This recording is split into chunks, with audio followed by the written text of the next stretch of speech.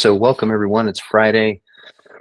Where I am, it is surprisingly sunny, which hasn't happened in a while. So I'm noticing how it's really impacting my mood.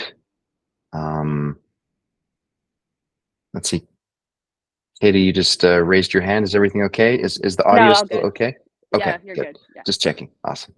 Um, so yeah, just noticing how, my external environment is absolutely shaping my mood, and then thinking about how do I, you know, how do I do that when I need to regulate my own mood, or is my mood and my state of mind just absolutely, you know, completely contingent on my external circumstances, which of course I can't control. I can't make the sun shine or not. So I thought today we would focus on breath, or the whole process of breathing. And breath is an interesting process, a biological process, in the sense that it's one of the few bodily functions that happens on its own. So the autonomous nervous system knows exactly how to breathe. We don't actually have to sit there and remember to inhale or exhale. And we can also do it intentionally.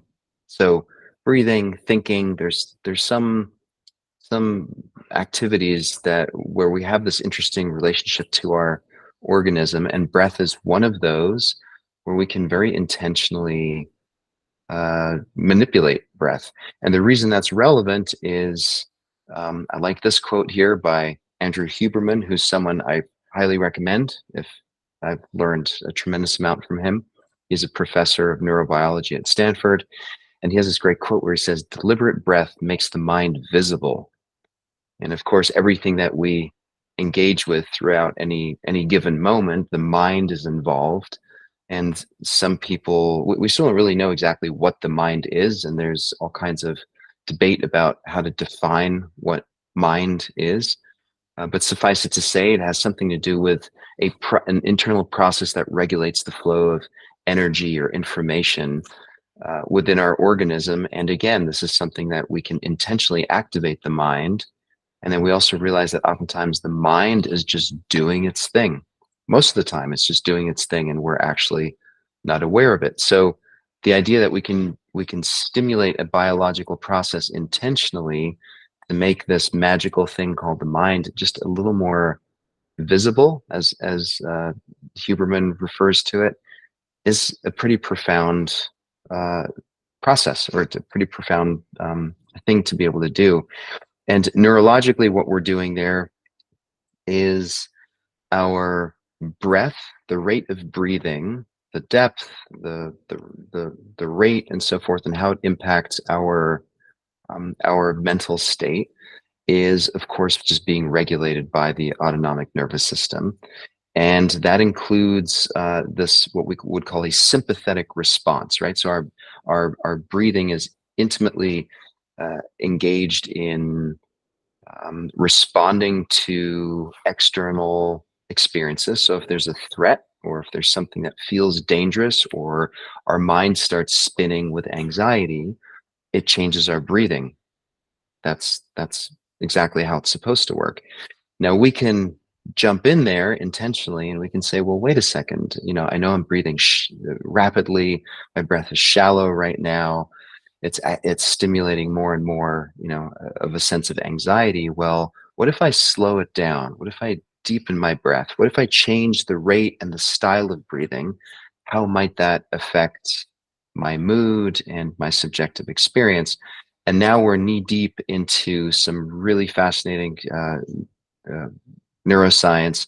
So the I was like bringing these visuals to mind. So as you know, even though we can't really see inside of our brain, I like the idea when I'm doing these practices. I'd like to be able to visualize something that's going on in my brain. So today's visualization is the anterior cingulate cortex, and it is the bridge in some ways between our sympathetic and parasympathetic nervous systems. So again, sympathetic is it just happens. You see that scary pit bull, it's snarling at you. There's nothing you can do your body's just going to react. Your heart rate increases, your breath changes. All of these things happen exactly the way they're supposed to.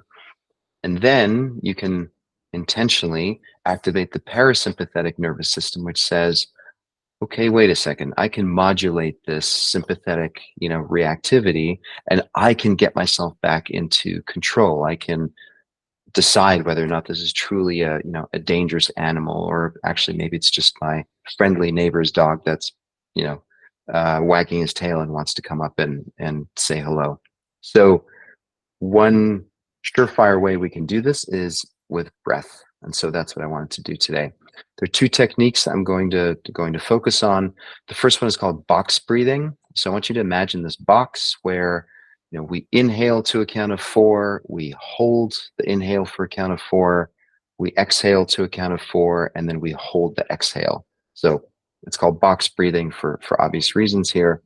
And then the second one we'll do is what's called the physiological sigh. Take a deep inhalation, and then we sip on top of it. So it looks something like this. So the sip is an extra inhale at the end, and then we let all of the breath out. And they stimulate different neurobiological activity. So without further ado, let's practice. So let's start by closing our eyes. And if you can, for just a moment, I want you to start by visualizing your anterior cingulate cortex.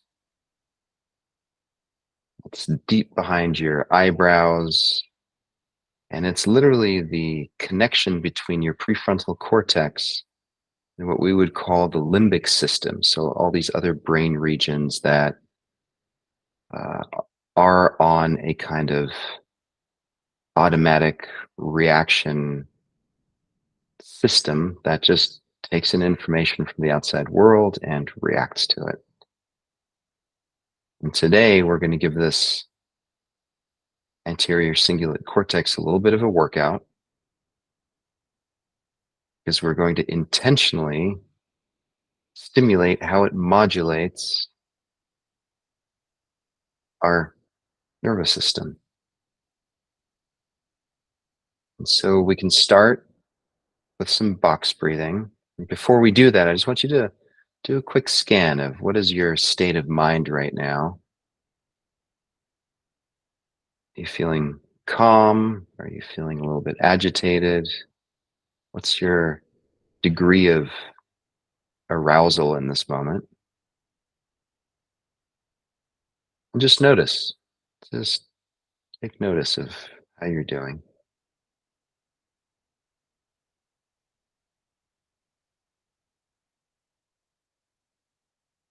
And let's see if or how this changes when we change our breath. So we're going to do some box breathing. I'll do the counts and just try to follow along. So we'll start with an inhale, 2, 3, 4, and then hold that inhale, 2, 3, 4.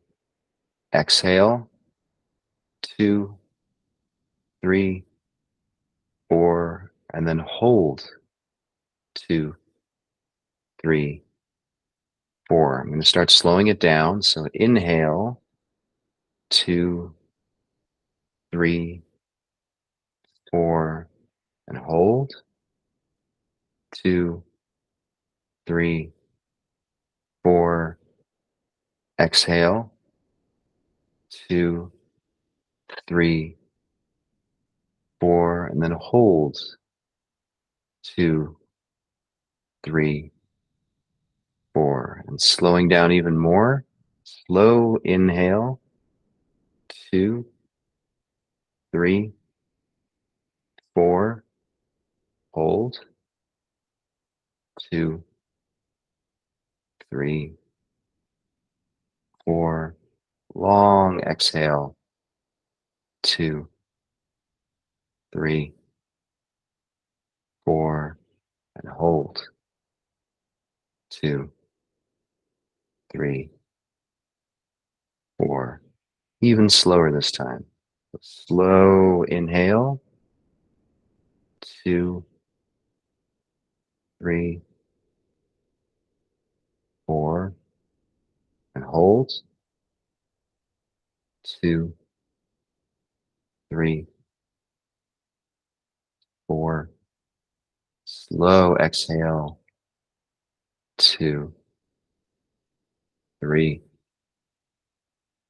4, and hold. 2, 3, 4. And the slowest one yet. Slow inhale. 2, 3, 4. Hold. 2, 3, 4. Slow exhale. 2, 3, 4. And hold. 2, 3, 4. Now just allow your breath to return to normal, meaning just let the body breathe at its own pace.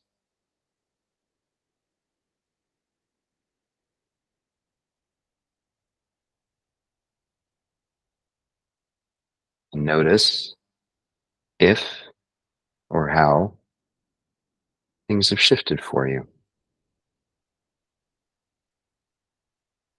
Just physiologically, how have things shifted?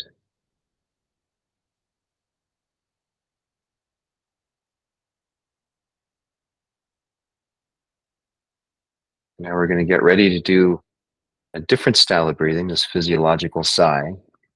And I'll just demonstrate once for you. So when I say inhale, it looks like this. When I say sip, it's like this.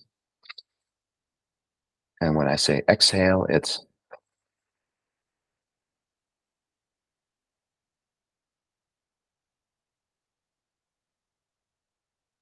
let's go ahead and try that together. So slow inhale, sip, long exhale.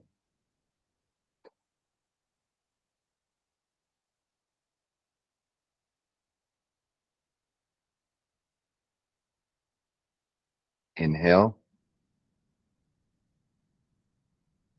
sip, exhale.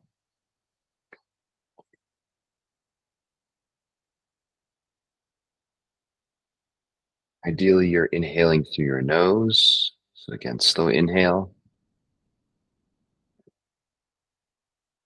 sip, and exhale through your mouth.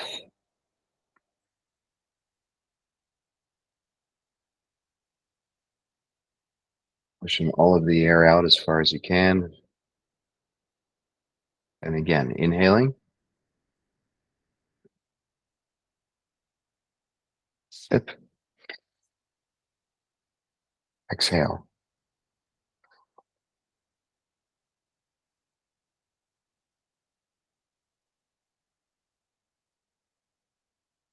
Do one more slow one. Inhale,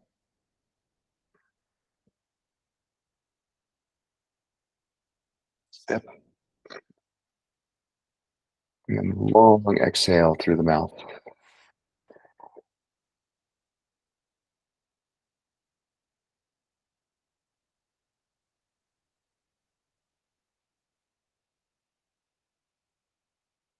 And now allowing your body to just breathe on its own.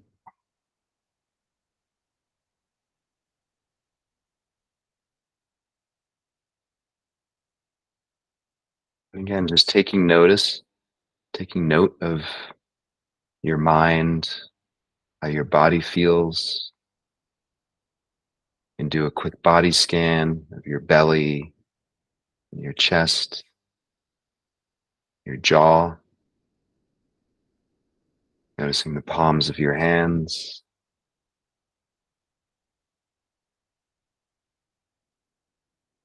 A lot of really interesting research into how controlled breathing affects our autonomic nervous system. And for any of us that struggle with anxiety or ruminations. This is a free, easy prescription that, frankly, as far as I know, you can't really overdo it. So it's a pretty powerful tool that's been studied a lot, especially the physiological sigh has been shown to actually outperform, even mindfulness meditation and other techniques of down regulating our nervous system.